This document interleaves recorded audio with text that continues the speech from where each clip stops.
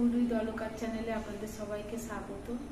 গরমে ঠান্ডা ঠান্ডা আম খেতে কার না ভালো লাগে, আর সেই আম দিয়ে যদি ঠান্ডা ঠান্ডা আমের পুডিং বানানো হয় তাহলে ছোটরাও খুশি হয়ে যাবে, বড়দেরও ভালো লাগবে। আগার আগার পাউডার আমাদের গ্রাম্য এলাকায় সবসময় পাওয়া যায় না, তাই আগার আগার পাউডার ছাড়া ঘরে থাকা উপকরণ দিয়ে কীভাবে এই পুডিং বানানো যায় সেটা আজকে আপনাদেরকে দেখাবো। তো চলুন রেসিপিটা শুরু করি। আমের পুডিং বানাবার জন্য এখানে আমি এই দুটো আম নিয়েছি। এখন আমের শাঁসটা বার করে আমি পেস্ট করে নেব। আমি আমটাকে পিস করে নেব। এই আমের পুডিং ছাড়াও আমার চ্যানেলে কাঁচা আমের পাকা আমের অনেক রেসিপি আছে, আপনারা চাইলে চেক করে নিতে পারেন।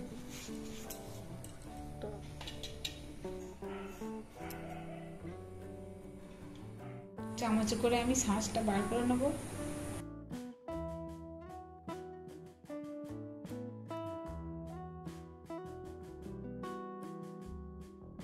কত সুন্দর পরিষ্কারভাবে চামচে করে শাঁসটা বার করে নিয়েছি।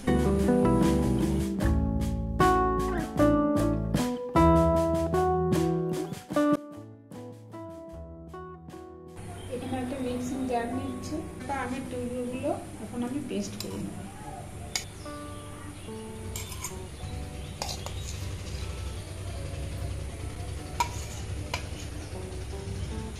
গ্যাসটা জ্বেলে দিচ্ছি।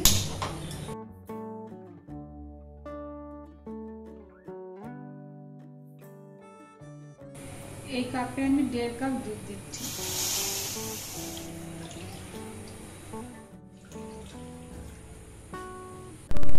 এটা আমার জাল দেওয়া দুধ, এখানে আমি 1.5 কাপ দিয়েছি, আপনারা চাইলে এটা 2 কাপও দিতে পারেন। দুধটা কুসুম গরম হয়ে গেছে, এখান থেকে আমি একটু দুধ কাপে তুলে রাখবো।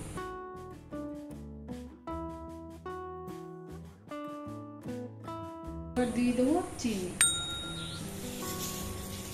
চিনিটা মিশে যাওয়া অবধি অপেক্ষা করব। দিয়ে দিচ্ছি 2 চামচ কর্নফ্লাওয়ার। আমি এখানে কর্নফ্লাওয়ার ব্যবহার করছি, আপনারা চাইলে কাস্টার্ড পাউডারও ব্যবহার করতে পারেন। আমি ঘরে থাকা উপকরণ দিয়ে এটা তৈরি করে দেখাচ্ছি। গরম দুধে গুলবেন না, তাহলে জমাট বেঁধে যাবে। সবসময় চেষ্টা করবেন এটা ঠান্ডা দুধে মিশিয়ে নেবেন। দেখুন একদম মিশে গেছে। এটা যদি গরম দুধে মেশাতেন তাহলে কর্নফ্লাওয়ারটা জমা বেঁধে যেত। একবারে দিয়ে দেবো না কর্নফ্লাওয়ার মেশানো দুধটা, অল্প অল্প করে দিয়ে মিশিয়ে নেব। যতক্ষণ না ঘন হয়ে আসছে ততক্ষণ নাড়াচাড়া করব। গ্যাস থেকে নামিয়ে এভাবে একটু নেড়ে ঠান্ডা করে নিতে হবে। এখন আমি আমের পাপটা এর সাথে মিশিয়ে নেব।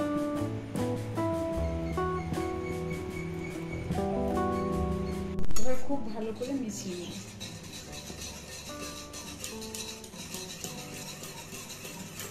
আমটা মেশানোর পর আবার একটু ঘন করে নেব।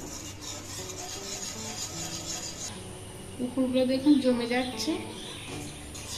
আমার এটা হয়ে গেছে, এখন আমি নামিয়ে দেব।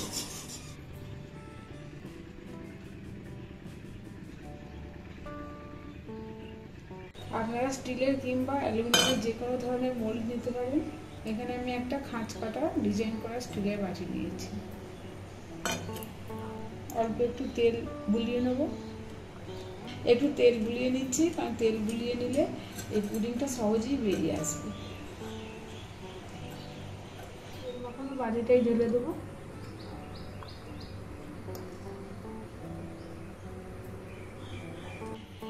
এটাকে এখন আমি বাইরে ঠান্ডা করতে দেবো, তারপর ফ্রিজে নেব।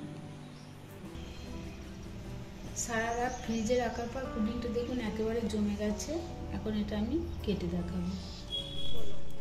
কাটার আগে ধারগুলো একটু ছুরি করে তুলে নেব।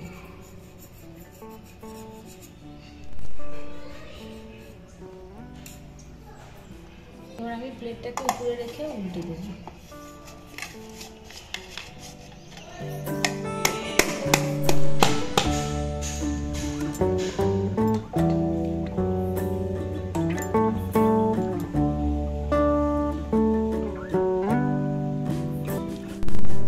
এটা কতখানি জমেছে এখন আমি কেটে দেখাবো।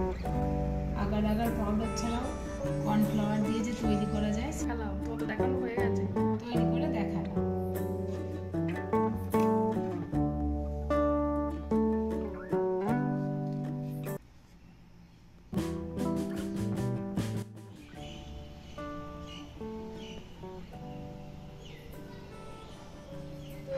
গেছে পাকা আমের ঠান্ডা ঠান্ডা পুডিং। ভালো লাগলে লাইক, শেয়ার, কমেন্ট করবেন আর সাথে থাকতে সাবস্ক্রাইব করবেন।